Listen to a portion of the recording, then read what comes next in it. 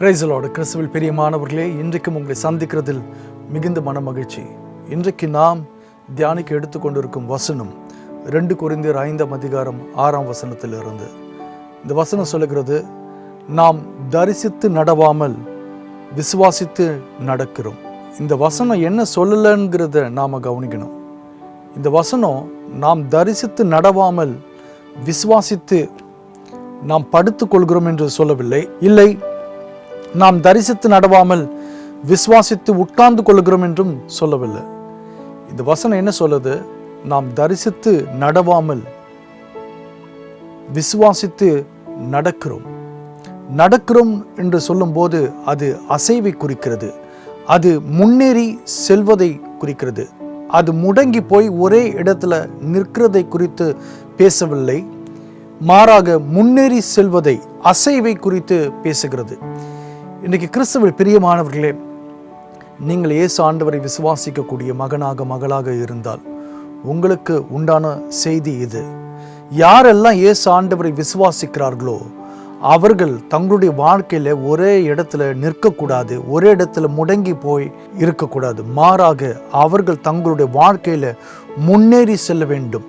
விசுவாசத்தில் இருக்கக்கூடிய பிள்ளைகள் நடக்க வேண்டும் என்று வேதம் சொல்லுகிறது. தங்களுடைய இலக்கை நோக்கி தேவன் தங்களுக்காக நியமித்திருக்கக்கூடிய காரியங்களை பெற்றுக்கொள்ளும்படியாய் அவர்கள் முன்னேறி செல்ல வேண்டும்.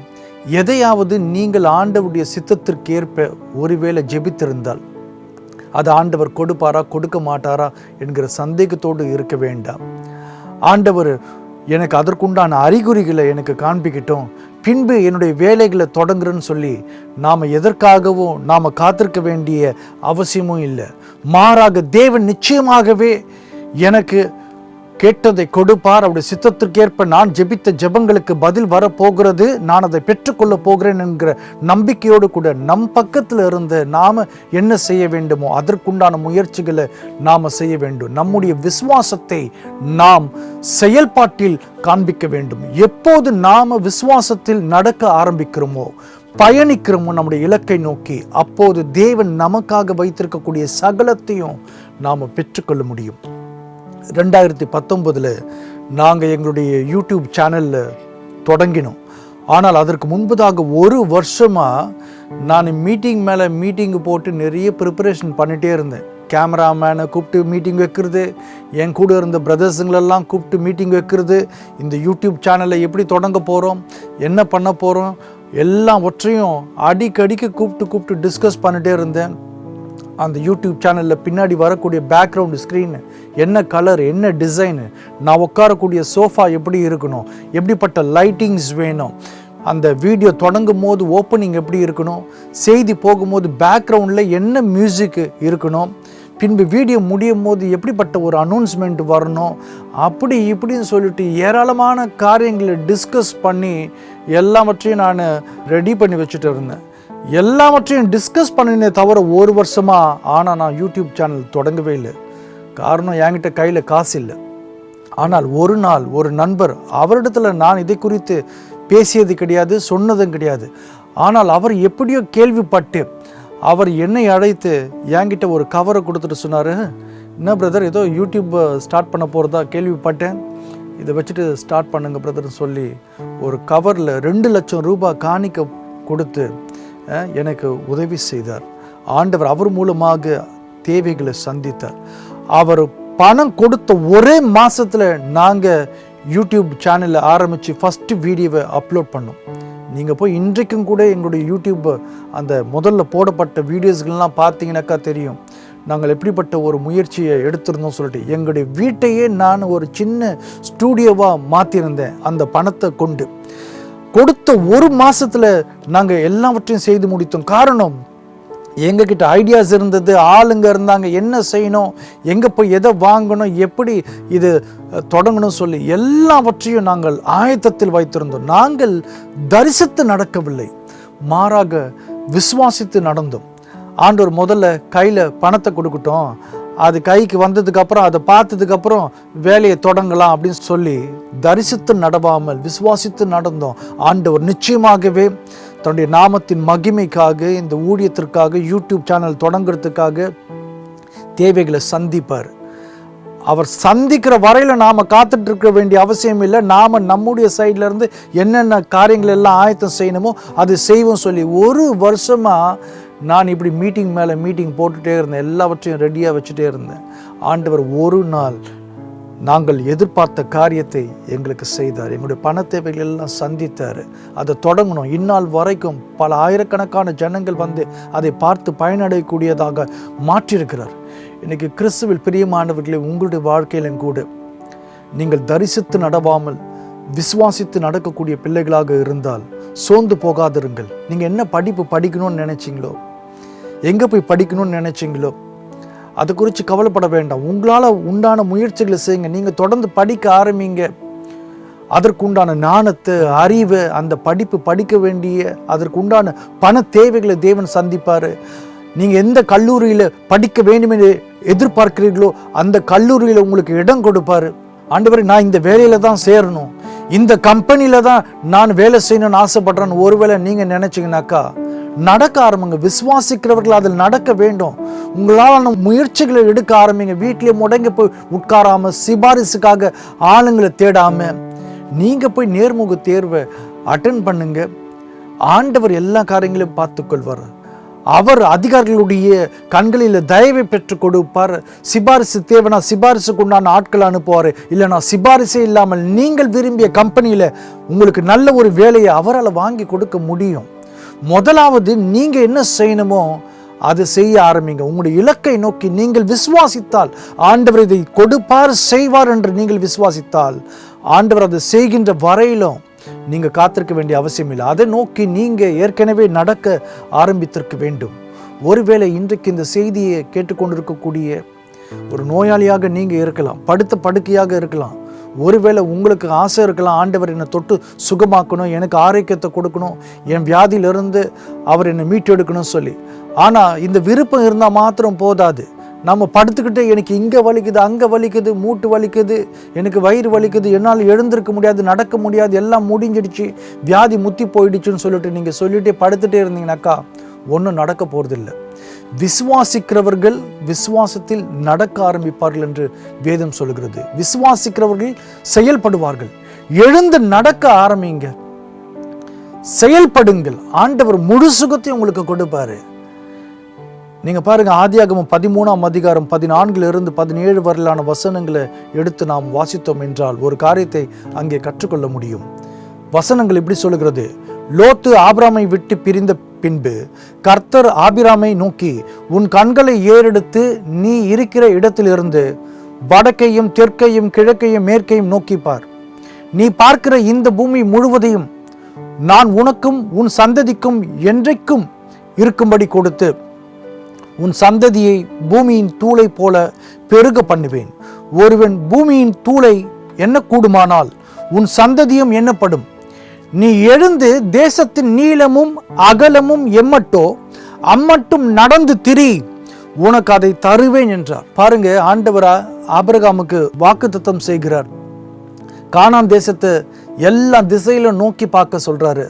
பார்க்க சொல்லிட்டு சொல்றாரு, நீ பார்க்கக்கூடிய இந்த தேசத்தை உனக்கு கொடுப்பேன், உன் சந்ததிக்கும் கொடுப்பேன். நீ இதை விசுவாசித்தா நீ என்ன செய்யணும்னாக்கா, நீ எழுந்து தேசத்தின் நீளமும் அகலமும் எம்மட்டோ அம்மட்டும் நடந்து திரி. நீ விசுவாசினா இது என்னுடைய தேசம், என்னுடைய பிள்ளைகளுக்கு உண்டான தேசம், என் சந்ததிக்கு உண்டான தேசம் உனக்கு விசுவாசம் இருந்தால் நீ இந்த தேசத்தை முழுதுமாக நடந்து திரி. உன் கால் படட்டும் ஒவ்வொரு இடத்திலும். நான் நினைக்கிறேன் ஆபிரகாம் கால்படாத இடமே இருந்திருக்காது. அவர் இஸ்ரவேலினுடைய எல்லைகள் முழுக்க அவருடைய கால் தடம் இருந்திருக்க வேண்டும்.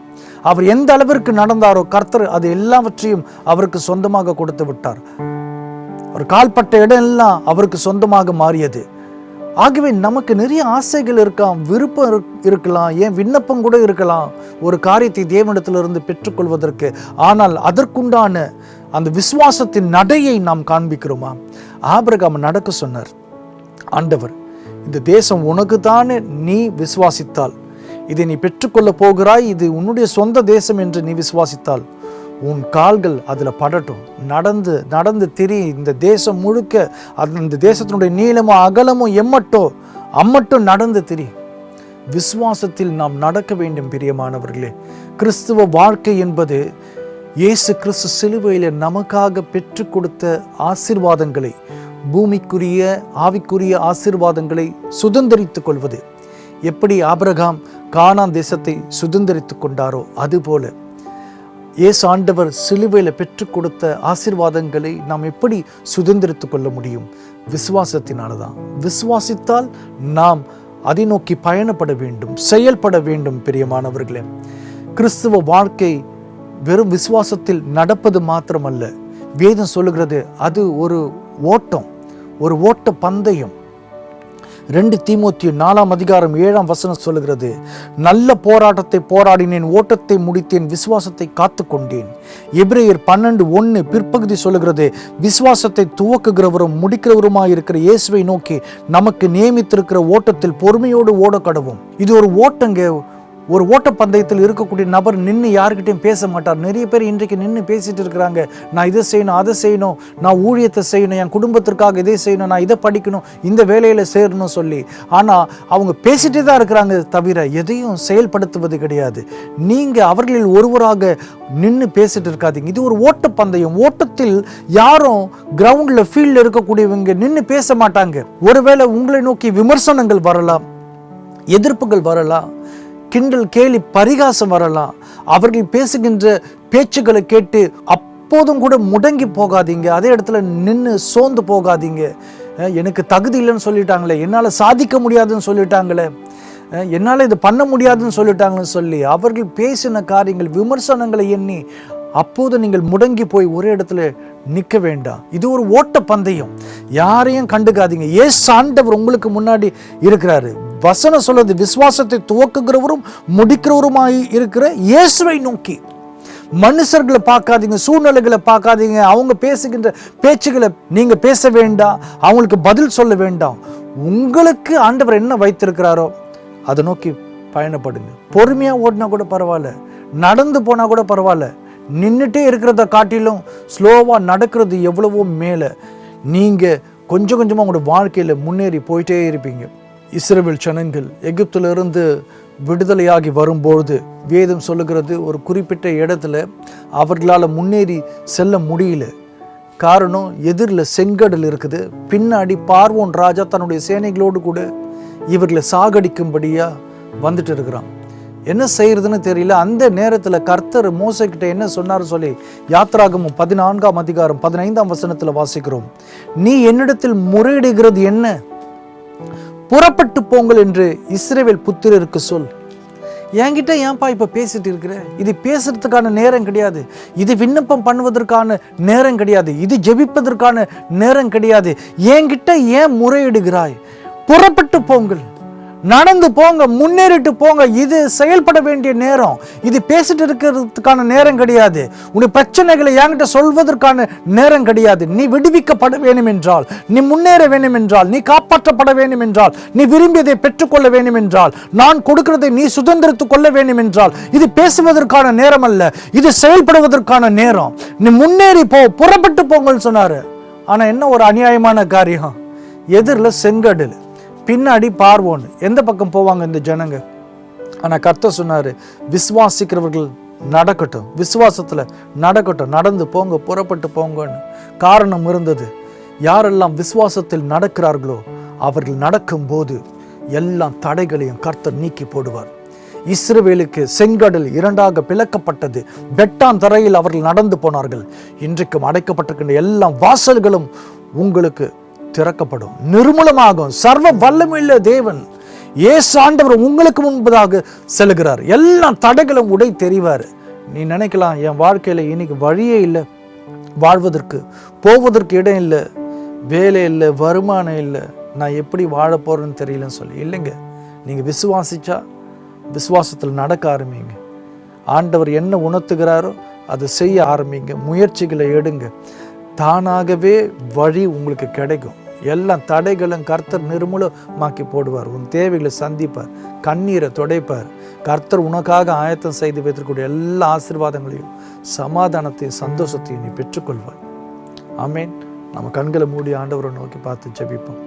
அப்பா, இந்த வேலையில் இந்த செய்தி கேட்டு ஒவ்வொரு பிள்ளைகளுக்கு இருக்கக்கூடிய எல்லா தடைகளையும் எடுத்து போட்டு ஒரு மிகப்பெரிய அற்புதம் அவருடைய வாழ்க்கையில் நடக்க முடியாது ஜெபிக்கிறேன். எல்லா எதிர்ப்புகள், போராட்டங்கள் நிர்மூலமாகட்டும். பிள்ளைகளுக்கு புது வாய்ப்புகள் ஆண்டவரப்பா, புது ஆண்டவரே வரவுகள், வருமானங்கள் ஆண்டவரப்பா, உறவுகள் கிடைக்கட்டும் சாமி. பிள்ளைகள் ஆசீர்வதிங்க. மிகுந்த சமாதானம், சந்தோஷம் சூழ்ந்து கொள்ளட்டும். ஆரோக்கியத்தை பெற்றுக்கொள்ளட்டும். படிப்பில், வேலை ஸ்தலத்தில், திருமண காரியங்களில் எல்லாவற்றிலும் உம்முடைய ஆசீர்வாதம் இறங்கும்படியாக இயேசுவின் இனிய நாமத்தில் ஜெபிக்கிறேன் எங்கள் ஜீவனுள்ள நல்ல பிதாவே. ஆமேன், ஆமேன். God bless you all. கர்த்தர் உங்களை ஆசீர்வதிப்பாராக.